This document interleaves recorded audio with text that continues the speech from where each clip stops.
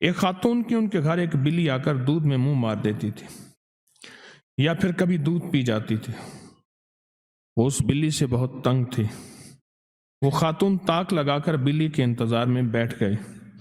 رات کو جو ہی بلی دودھ کے برتن کے پاس جانے لگی، خاتون نے بلی کو دم سے پکڑ کر گھما کر دیوار سے مارا۔ اس کی ایک دردناک چیخ نکلی اور وہ بلی وہیں مر گئی۔ اگلے دن وہ خاتون کسی کام سے گھر سے باہر گئی۔ سڑک پار کرتے ہوئے تانگے کا بم، جس لکڑی سے گھوڑا جویا جاتا ہے، بانسیں ہوتی نا، اس عورت کے سینے کے آر پار ہو گیا، پسلیوں کو توڑتا ہوا، اور وہ وہیں دم توڑ گئے۔ ایک گھرانے نے نیا گھر خریدا۔ اس گھر کے صحن میں گھنا جامن کا درخت تھا۔ پرندوں کے گھونسلے تھے۔ پرندے پھل بھی کھاتے تھے اور ان کی بیٹھیں بھی ہوتی تھی۔ انہوں نے درخت جڑ سے کٹوا دیا۔ صحن میں پتوں کا گند بھی ہوتا تھا۔ کچھ ہی دنوں کے بعد وہ مالکن گھر سے بازار جا رہی تھی۔ عین سڑک پر ہارٹ فیل ہوا اور وہیں ختم ہو گئی۔ ایک شخص دیسی مرغیاں ذبح کر کے فروخت کرتا تھا۔ دیسی مرغیاں ذبح کر کے فروخت کرتا تھا۔ دکان سڑک کے کنارے تھی۔ دیسی مرغ اذان ضرور دیتے ہیں۔ ان میں سے ایک مرغ ذرا زیادہ بڑا اور صحت مند تھا۔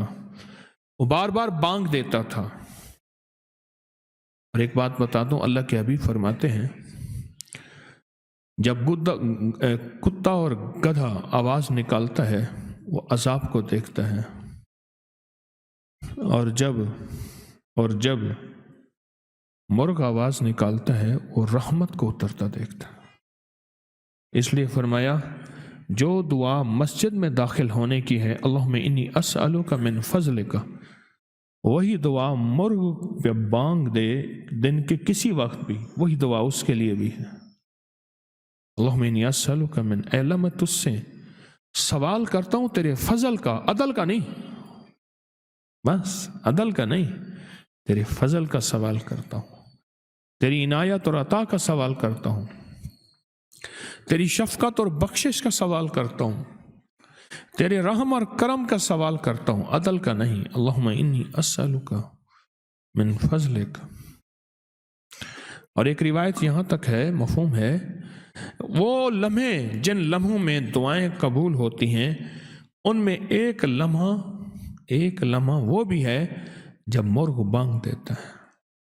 اور میں جس نے دعائیں قبول کرانی ہوں، جب مرغ بانگ دے اس وقت دعائیں مانگے، دعائیں قبول ہوتی ہیں۔ تو کہا کہ ایک مرغ بار بار بانگ دیتا تھا۔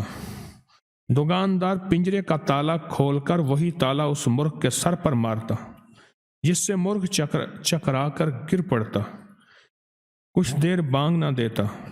یہ عمل دن میں کئی بار دہرایا جاتا۔ ایک دن وہی دکاندار ایک مرغی ذبح کرنے لگا۔ اچانک وہ مرغی ہاتھ سے نکلی، سڑک پر بھاگی۔ دکاندار مرغی پکڑنے سڑک پر پہنچا۔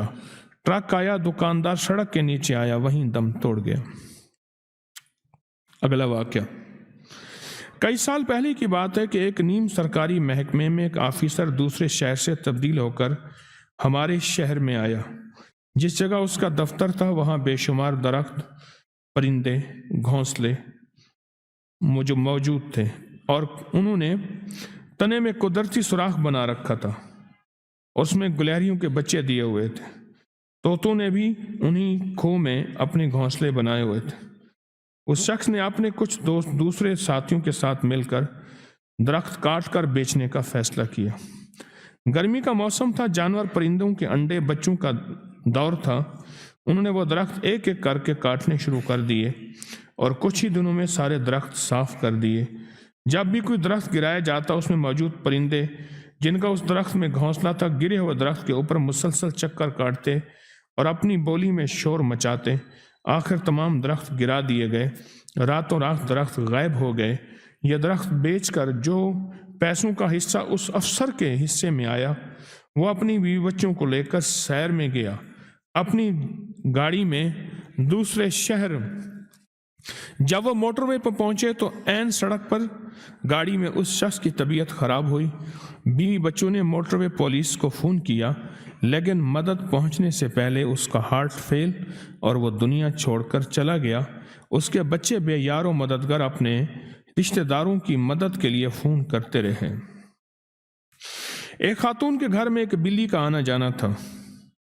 वो खातून उसकी अच्छी खासी खिदमत करती थी, यानी उसके खाने पीने का ख्याल रखती थी। उसके 2 छोटे छोटे बच्चे थे। रमज़ान की 27वीं रात थी। वो खातून रात को इबादत के लिए जल्दी जल्दी काम समेट कर वुज़ू बनाकर इबादत के लिए तैयार हुई। वो बिल्ली आ गई। उसके आने का रास्ता सहन में सीढ़ियों के ज़रिए था। उस खातून ने कहा, पहले मैं बिल्ली से फारिग हो जाऊं, नमाज शुरू कर ली तो ये भूखी रह जाएगी। उन्होंने सीढ़ियों में रखी प्लेट में बिल्ली के लिए गोश्त के टुकड़े, प्याली में दूध डाल दिया। वह अच्छी तरह पेट भरे। खातून खाना डालकर मुड़ी ही थी, एकदम खड़े खड़े गनूदगी सी हुई। आसमान से अपने ऊपर नूर बरसता नजर आया और चंद लम्हों की ये कैफियत उसके बाद ख़त्म हुई और वो खातून नूर में नहा गई।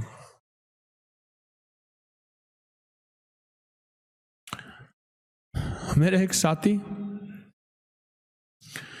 हमारे जो